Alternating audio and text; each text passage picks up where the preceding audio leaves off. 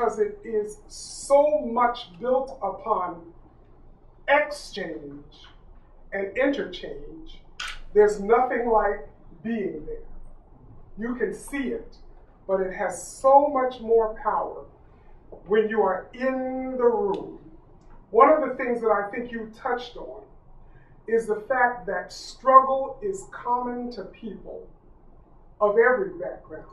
The struggle may have a different face, a different name, or a different background, but it's struggle nonetheless. And I think one of the things that makes this music so contagious is the fact that African Americans have found this way of positively dealing with the struggle.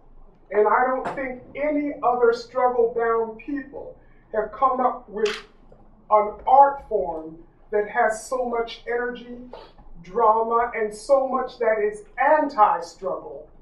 And that truth comes from the heritage of the African Americans built on through the spirituals. There was a struggle there, but it was never a struggle that was without redemption.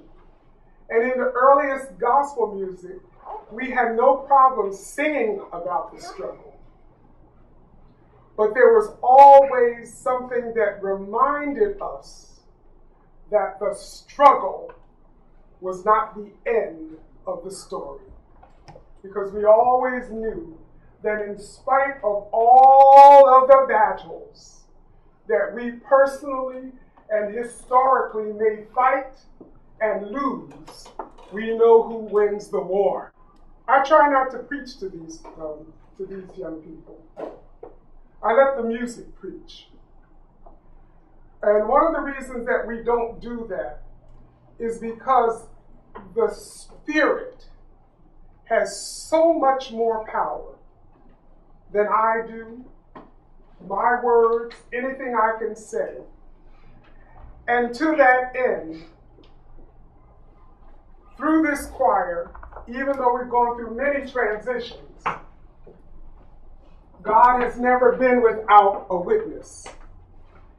In the 8 years that we have been together, there's always been something, whoever was there, that we would say, that we could say, that would bring glory to God, and that would make people feel like after they sat under their ministry, they can go on a little further, they can work a little harder.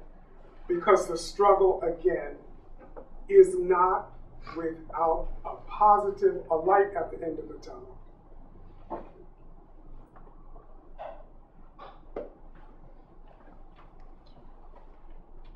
Would any of you like to comment on? I'm going to turn it around. Yeah. And ask a question that may be on some of your minds.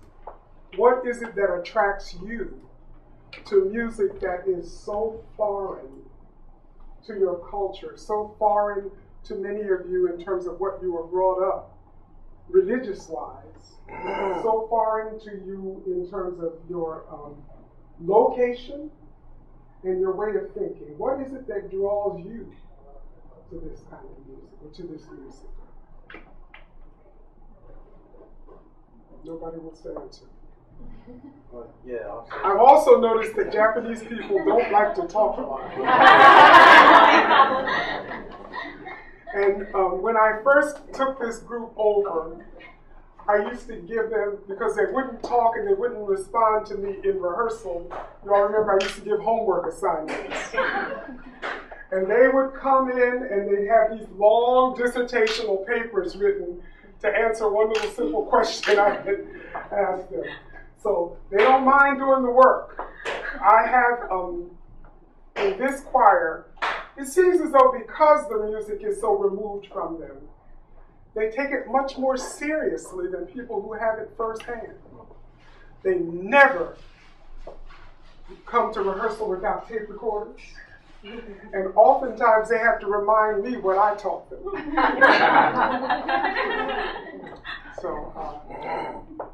It's not an answer, but let me say thank you. Your voice made our mind open completely to joy. And you are definitely creating a heaven on the earth. And I believe such love, only such love can reach all the spirit on the earth and those who left the earth already. And thank you very much for being such a beautiful and powerful, cheerful, and brave angels. Yeah. So yes, please keep singing. And yes, we need you to survive. And I'm already waiting for the next chance. Thank you very much. Thank you.